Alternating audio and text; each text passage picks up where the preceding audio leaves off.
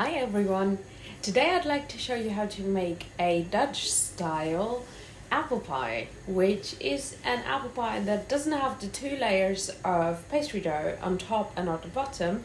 It only has the pastry dough on the bottom, then you make the apple filling, fill it with that, and then you add a nut crumble on top. Start by making the pastry dough. This recipe is using cup measurements, so make sure to always level out the cups before adding the ingredients to make sure you get the correct measurements. This is a simple pastry dough using the food processor. For that you add the dry ingredients, which are flour, sugar and salt, to the food processor and then blitz that together with butter. You can now see me here adding the dry ingredients and then cut the butter into small pieces because that makes it easier to distribute it. If you're not working with the butter right away, after you cut it in small pieces, put it back in the fridge so it stays cold. It is important to cut the butter as small as possible, although you can see me here, kind of thin slices are okay too.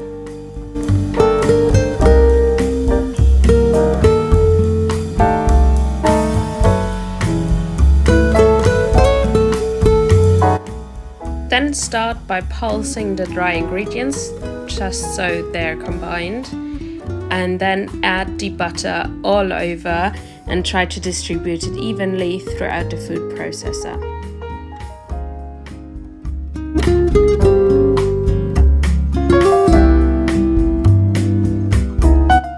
This will then be blitzed another few times. Make sure to not switch on the food processor for too long, because otherwise the butter will get too warm and melt. The mixture should resemble small crumbles, like breadcrumbs.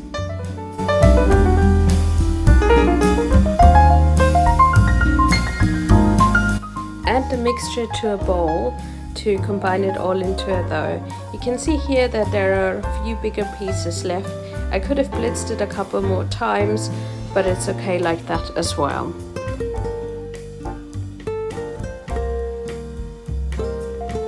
To bring the dough together, use some ice water. So I'm just adding a couple of ice cubes in the bowl and some water. I use a fork to mix it all, and then tablespoonful by tablespoonful add the water to the dough. Always make sure to mix the dough before you add more water. You will need about 3 to 4 tablespoons of ice water for this.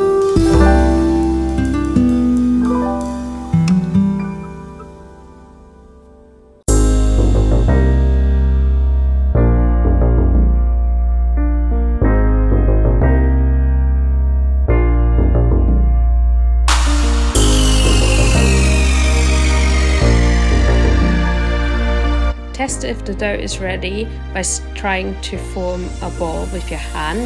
If it starts to form a dough, the dough will be ready and you can start putting it together.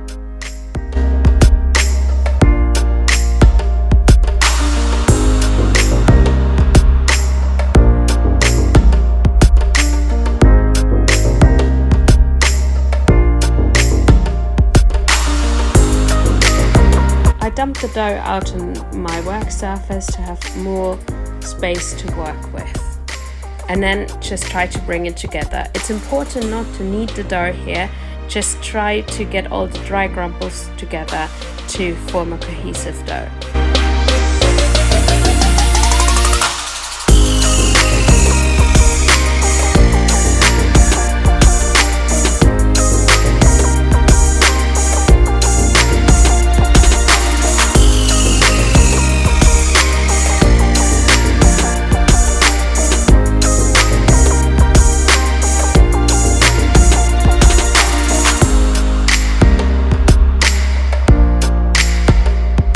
After you have brought it together, it will have to rest in the fridge for at least an hour, but you can also leave it more than that or even overnight.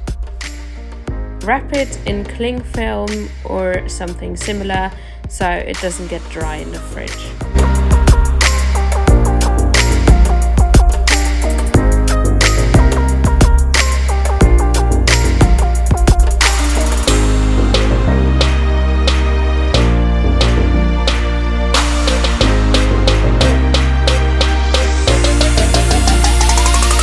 it's wrapped in cling film, you can also pat the dough down a bit so it's flatter, which makes it go cold more quickly and you can work with it faster again.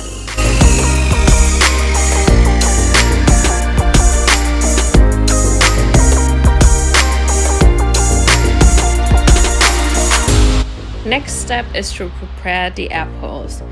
You can leave the skin on if you want, but I took it off for this recipe. And I'm first taking the skin off for all the apples before I start slicing them. I've just added a bit of lemon juice to the water so they don't get brown too quickly, although it'll turn out soon that the bowl is way too small anyways to hold all the apples. I'm using my mandolin slicer to make the apple slices, but you can also just cut them. I've used a very small setting, but you can go up to 1/2 inch depending on how you like your apple slices to be. Make a mixture of sugar, flour and cinnamon to coat the apples in. Although it turns out that my bowl is still too small to hold all the apples sliced, so I'm not actually combining it, but just spreading it in the pie, but you will see that later.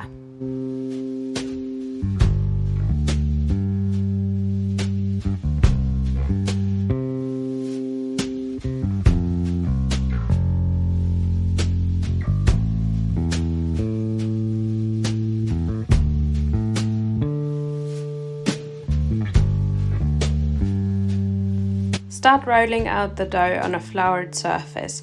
If at the beginning the dough is too cold, leave it a little bit to warm up again. I always make sure to run my hand along the edges of the dough so it doesn't crack too much. It will need to be big enough to cover your pie plate. I'm using a 10-inch pie plate here. Transfer the dough to the pie dish and distribute it evenly. If you're maybe using a smaller pie dish or getting the dough thinner, you might be able to make a nice edge. I wasn't able to do that and also didn't bother with it, so I just made sure to cover everything and leave it as is. You can also do this step before preparing the apples and then put the pie dish back into the fridge with the dough. But I was just doing everything at once. As you can see, as I said, I'm not mixing the apple slices with the cinnamon flour mixture. I'm just spreading it all out. It will just help getting all the juices nice and yummy, and also the flour will help bind the juices together a little bit. So now I'm just starting to layer apples and the flour cinnamon mixture until all the apples are gone or the pie dish is full.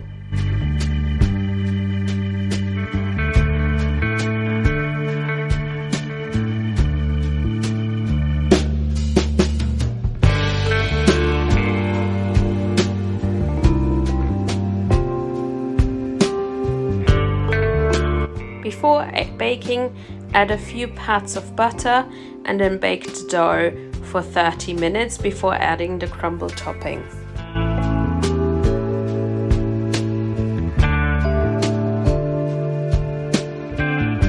The pie will bake for 30 minutes before adding the topping. There will be an applesauce and cream mixture spooned over the top and a crumble topping with sugar, flour, butter and chopped nuts. I forgot to show you how to make that, but I will show you now how to distribute it over the pie. This is the applesauce and cream mixture, which will just be spooned all over the pie, trying to distribute it as well. I made this applesauce myself and didn't peel the apples, that's why it's a bit chunky, but it doesn't matter. Still the same yumminess.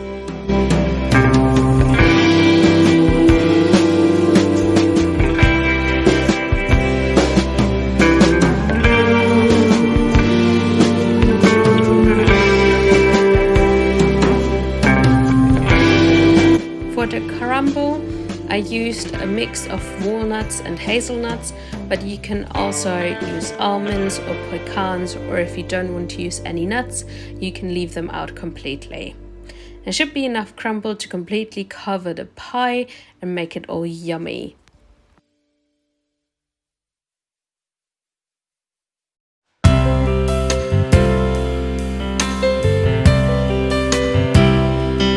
You can find the recipe for this pie down in the description, but don't go away before you see the end result.